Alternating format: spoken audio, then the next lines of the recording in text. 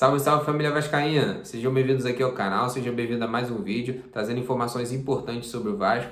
Neste vídeo vamos falar sobre Germancano. Segundo informações, o Cruzeiro teria interesse em contar com o atacante para a temporada 2022, a pedido do técnico Vanderlei Luxemburgo. Neste vídeo nós vamos explicar a situação real do Germancano, que tem contrato com o Vasco até o final do Campeonato Brasileiro da Série B.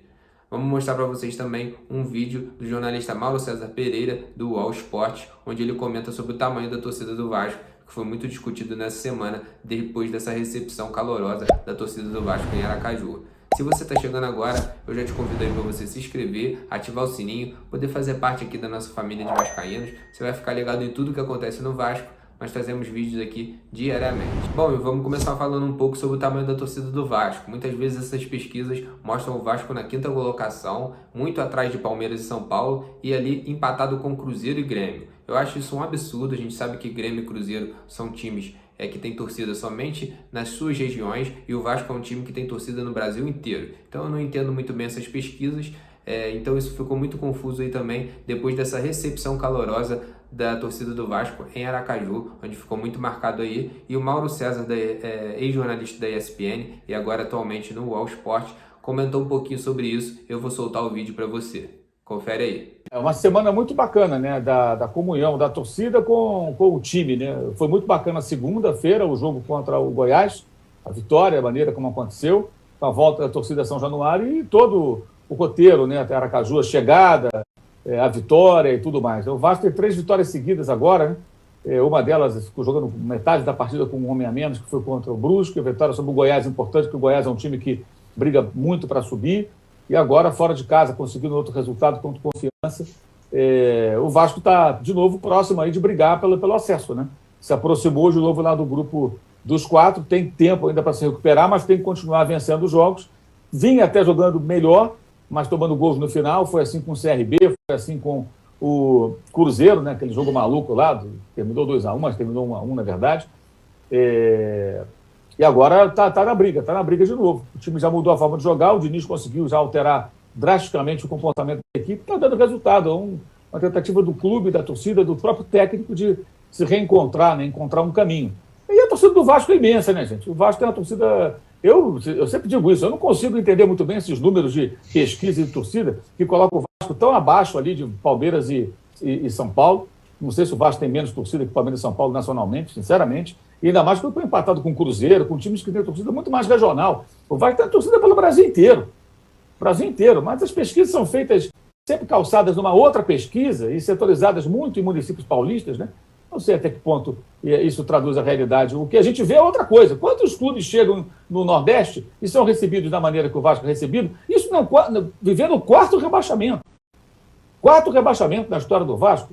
E outra coisa, ao contrário do Botafogo, que perdeu para o Avaí do sábado, mas vinha numa sequência boa já há algum tempo, o Vasco agora está começando uma reação. Não é que o Vasco está bombando na 2ª divisão e o torcedor está eufórico, não. O torcedor é que está meio que ajudando o Vasco a embalar, né? E acho que o Rafael Claus foi muito bem ao não marcar o pênalti reclamado pelo Confiança, chamado pelo VAR. O VAR chamou, ele viu, achou que não foi pênalti, manteve a sua posição. O VAR intervencionista brasileiro, que o Arnaldo tanto homenageia, né? Chamou o árbitro para tentar emplacar um pênalti e ele falou, não foi pênalti. E eu acho também que não foi. Disputa ali corpo a corpo, o Castanho já põe a perna meio na frente, e aí já começa a cair todo mundo, e o Cláudio não embarcou nessa. 99% dos árbitros brasileiros, quando são chamados à beira do campo, fazem o que o VAR manda. O VAR manda. E a central do apito sempre achando que foi pênalti. Ô, central do apito, que mala sem alça. Né? E como falam, né? Nossa Senhora, por que tem que falar tanto do jogo de futebol? Gente chata. E o Cláudio manteve a sua postura e não deu o pênalti. Eu acho também que não foi pênalti, seria um pênalti à brasileira que o Vasco venceu merecidamente. Bom, dá para concordar aí com tudo que o Mauro falou, né? Ele que geralmente pega no pé do Vasco, a torcida do Vasco acha até estranha essas declarações que ele tá dando aí essa semana, mas dessa vez ele tá falando a verdade. A torcida do Vasco é muito maior do que essas pesquisas mostram. A torcida do Vasco é nacional, já provou também com sócio-torcedor, botou o maior sócio-torcedor da América Latina, à frente de Flamengo, à frente de Corinthians, River Plate, Boca Juniors. Então o Vasco já mostrou muitas vezes a força da sua torcida. É lógico que essa torcida vem diminuindo com o tempo, sim, devido às péssimas administrações, mas o Vasco ainda tem muita força, ainda tem muita torcida e precisa de tempos melhores para começar a renovar a sua torcida, porque as crianças já estão ficando desanimadas.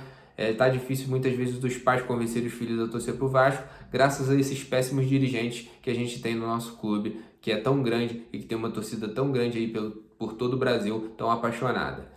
Bom, e também falando sobre o pênalti no Castan, eu concordo com a opinião do Mauro. Na minha visão, o jogador do Confiança vê o contato, espera o contato e se joga. Aquela câmera que ficou mostrando toda hora na transmissão da Globo, ela realmente parece que o Castan faz o pênalti. Mas tem uma câmera que ela mostrou apenas uma vez, que era meio de lado, que dá para ver o jogador do Confiança se jogando e forçando o pênalti. Na minha visão, o juiz foi muito bem, o Klaus, que é o melhor árbitro hoje do Brasil, e não marcou a penalidade, não foi ali pelo que o VAR falou, foi na opinião dele, com convicção, não marcou o pênalti. E agora nós vamos explicar a situação do Germancano, essa novela, toda hora. Uma hora o Germancano vai pro Santos, outra hora vai pro Corinthians, Internacional, agora é Cruzeiro. Gente, vamos explicar uma coisa aqui definitiva.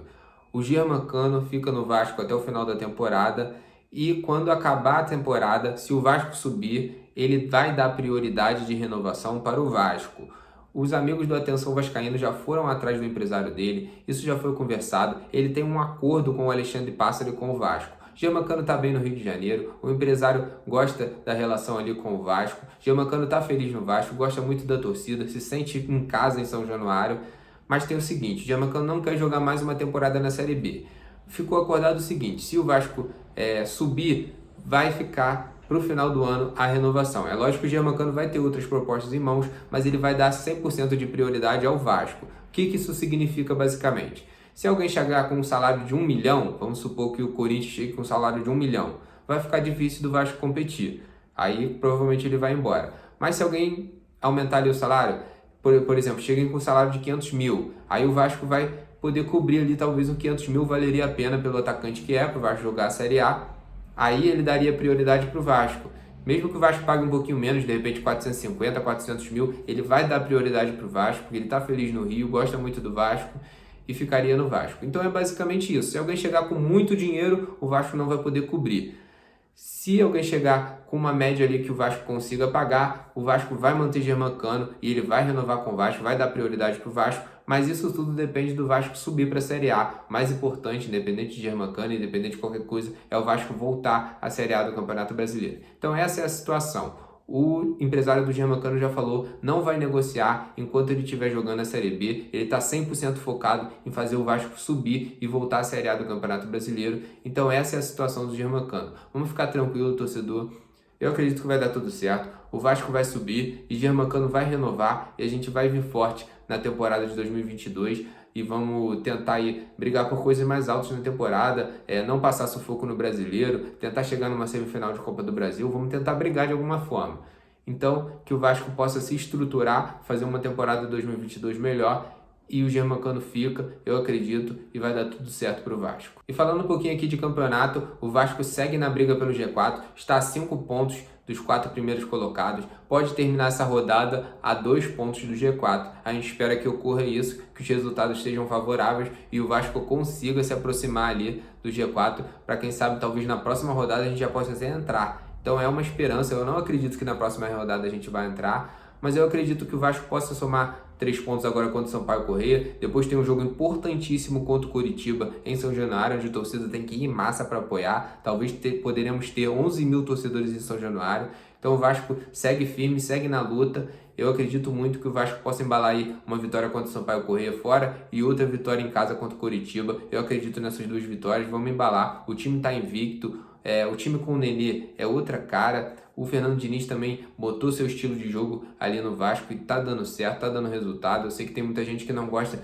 desse toque de bola, às vezes exagerado, mas tá dando certo. O importante são os resultados. Se jogar feio, mas o Vasco subir, tá bom. Se jogar bonito e o Vasco subir, melhor ainda. Toque de bola ou jogar no contra-ataque, qualquer coisa. O importante é o Vasco subir, o importante são os resultados.